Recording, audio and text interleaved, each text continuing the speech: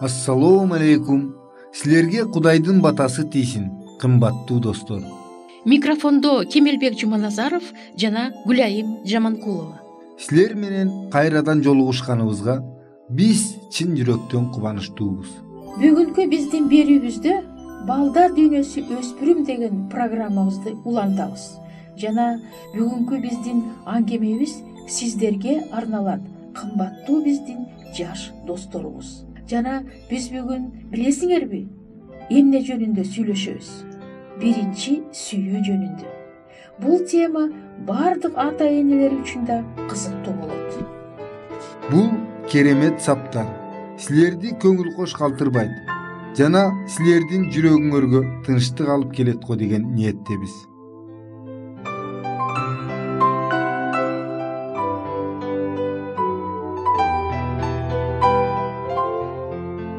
Балдар дүйнөсү өспүрүм. Жайланышып жакшыраак орун алыңыздар, жаш достор. Кантип сулуу болуш керек? Көңүл кош болуу деген эмне? Алгачкы сүйүү. Келгиле, мына ушулар жөнүндө кеп куралы.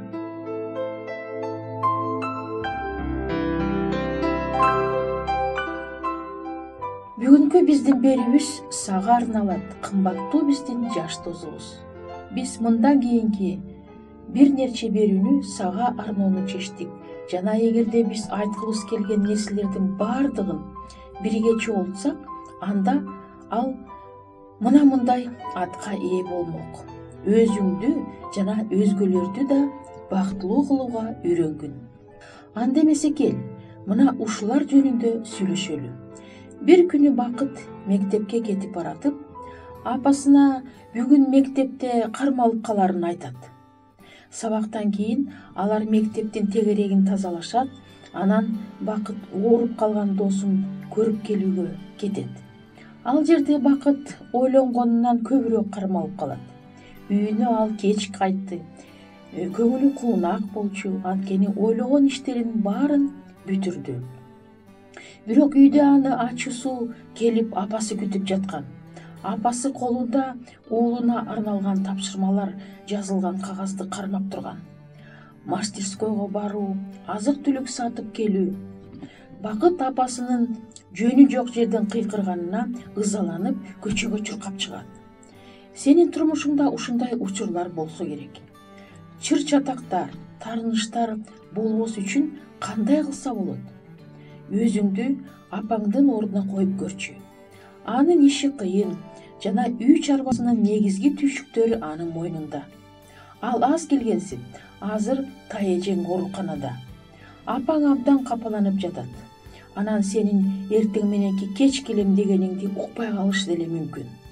Ал сенин жардамыңа абдан ишенген. Ошондуктан сен кеткенден кийин ушул кыскача катты калтырган. Ушундай чыр-чатак болгон учурда сен эмне кылышың керек? Жооп, унчукпай калышың керек. Апаңдын ачуусу бир аз тарасын. Андан кийин сен бул күндү кандай өткөргөнүңдү, эмне үчүн апаңдын тапшырмасын аткара албай калганыңды жайынча түшүндүр. Мындан ары апаңа кыла турган иштериңди айтып, аны менен кеңешип турууга аракеттен. Үйдөгү жумуштар жасалбай калбасын, өзгөчө үйдө кыйынчылык болуп турганда. Сен мени менен макулсуңбу? Мына турмушта учуроочу дагы бир окуя. Апасы да, чоң апасы да Анараны кийим тигүүгө жана тамак аш жасоого үйрөнүүгө кызыктырууга аракет кылышат. Ал эми Анара болсо музыкага кызыгат. Анаранын оюнун баары музыкада.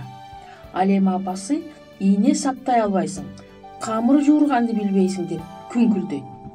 Сен кызыккан нерселерди ата энең жактырбаса, анда эмне кылыш керек? Жооп, бул абдан олуттуу жана сен үчүн өтө маанилүү экендигине аларды ынандыруу керек.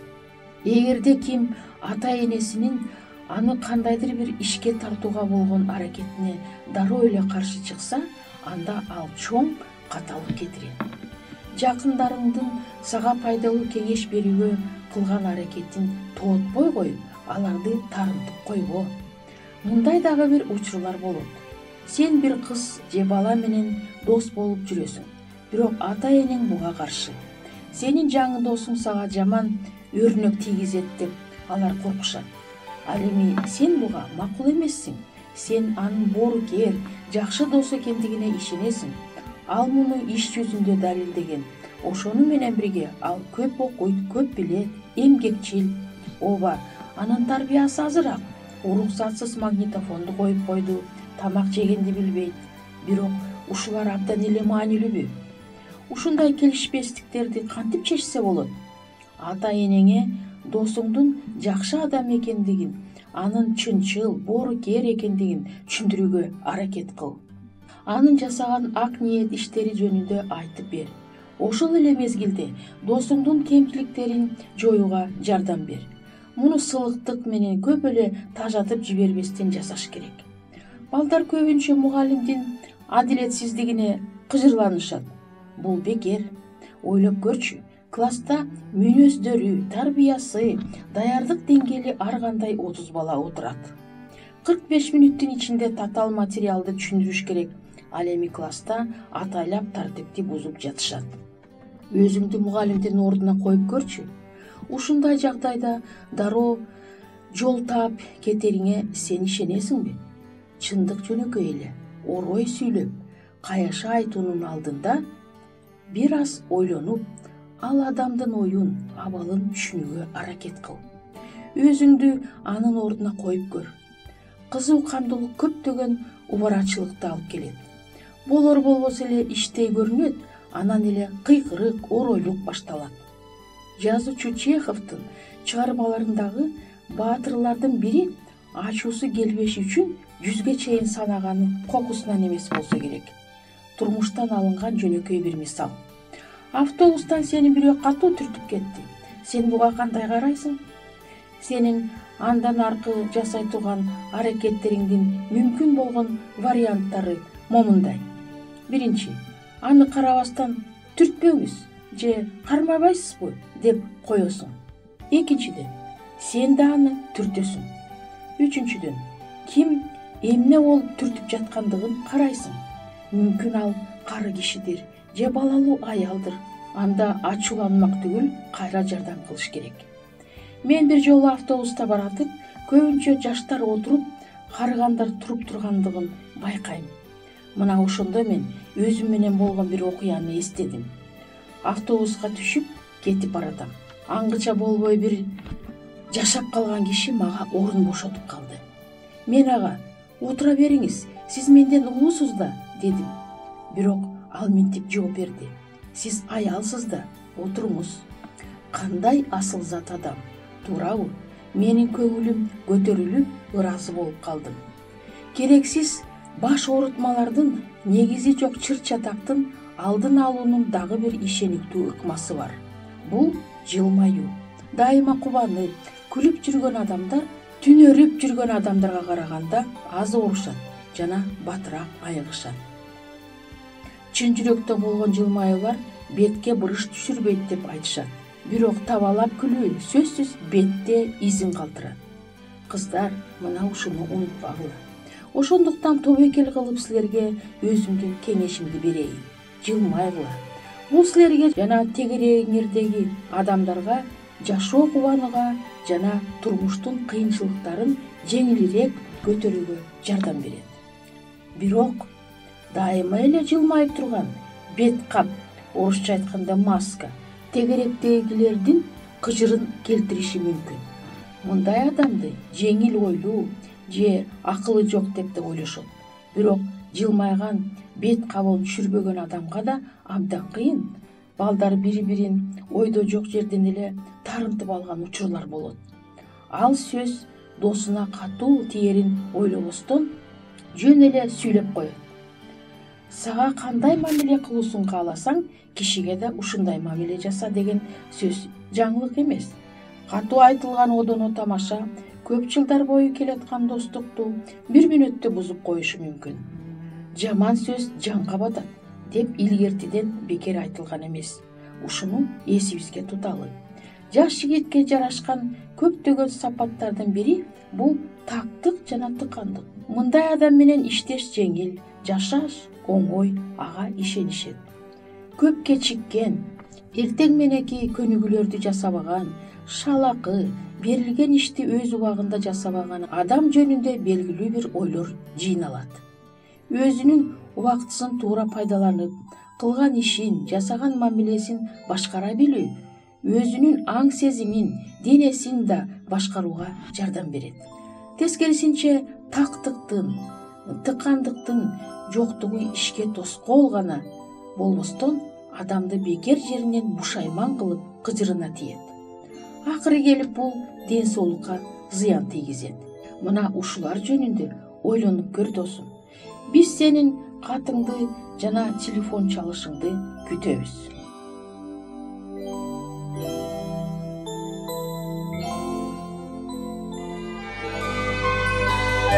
Сиздер Мен жана Дүйнө радио программасын угуп жатасыздар.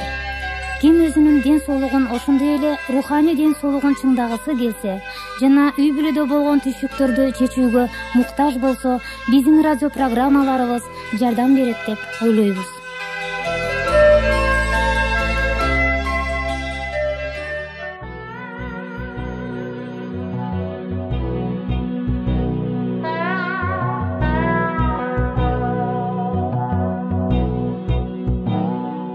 Bir günü İsa özünün şagirdlerine келечекте аны Иерусалимде өлтүрүшөрүн айтты. Bir нече күндөн кийин İsa Пётрду, Жакыпты жана анын бир тууганы Иоаннды алды да алар менен бийик тоого чыкты. Жана алардын алдында башка түргө өзгөрдү. Анын бети күндөй жаркырады. Анын кийимдери болсо жарык сыяктуу ак түскө келди. Капыстан Илия жана Муса даңк менен пайда болушту. Жана анын Иерусалимде эмнени аткара тургандыгы жөнүндө сүйлөштү. Ошондо Пётр Исага минтип айтты: "Кеңир, биз үчүн мында туруш жакшы. Эгерде кааласаң, бул жерде 3 алачыкты тургузабыз. Сага бирөө, Мусага бирөө жана Илияга бирөө." Ал эмне сүйлөгөнүн өзү да баамдай албады. Себеби аны коркунуч баскан эле. Ал муну сүйлөп жатканда аларды булут келип каптады. Булуттан сүйлөгөн үн чыкты: "Бул менин сүйүктүү уулум, аны уккула." Бул сүйлөгөн үндү шакирттер угуп жерге жыгылышты жана катуу чоочушту. Ошондо Иса аларга жакындап келип, аларга колун тийгизди. "Тургула жана коркпогула" деди. Алар көздөрүн ачышып, Исадан башка эч кимди көрө алышкан жок. Алар тоодон түшүп бараткан мезгилде Иса аларга тыюу салып, "Адам уулу өлгөндөн кайта тирилгенге чейин бул көргөнүңөр жөнүндө эч кимге айтпагыла" деди. Бул болгон окуя Жаңы Осиятта Матфейден Ыйык Инжилде 17-бап 1-ырдан 9-ырга чейин жазылган.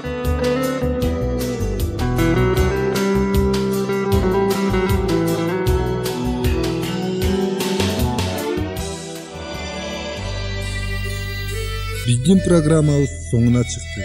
Көңүл бурганыңыздар үчүн сиздерге чоң ыраазылыгыбызды билдиребиз. Сиздер менен дагы кайрадан аба толкунунда жолугушабызго деген үмүттөбүз. Саламатта болуңуздар.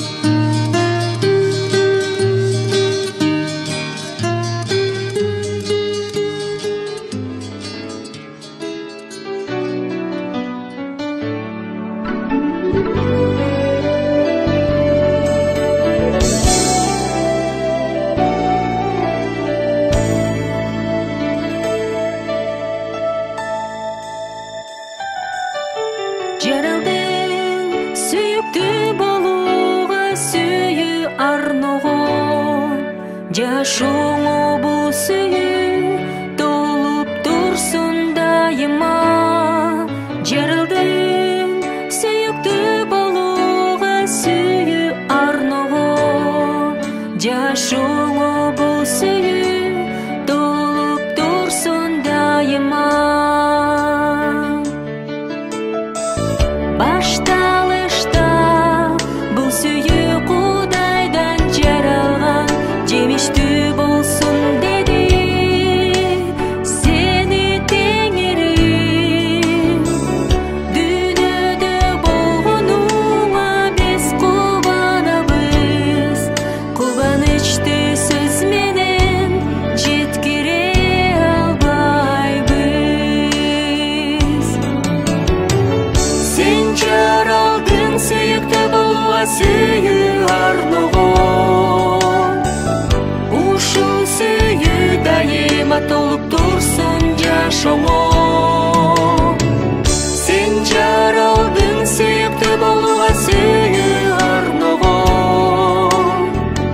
ушул сүйүү дайыма толуп турсун жашооңо. Жаралдың сүйүктүү болууга сүйүү арного, жашооңо бул сүйүү толуп турсун дайыма. Жаралдың сүйүктүү болууга сүйүү арного, жашооңо бул сүйүү толуп турсун дайыма. Башталышта бул сүйүү Кудайдан жаралган, жемиштүү болсун деди сени Теңирим. Дүйнөдө болгонуңа биз кубанабыз, кубанычты сөз менен жеткире албайбыз. Сен жаралдың сүйүктүү болууга сүйүү арного, ушул сүйүү дайыма толуп турсун жашооңо. Сен жаралдың сүйүктүү болууга сүйүү арного, ушул сүйүү дайыма толуп турсун жашооңо. Сен жаралдың сүйүктүү болууга сүйүү арного, ушул сүйүү дайыма толуп турсун жашооңо. Сен жаралдың сүйүктүү болууга сүйүү арного, ушул сүйүү дайыма толуп турсун жашооңо. Ушул сүйүү дайыма толуп турсун жашооңо.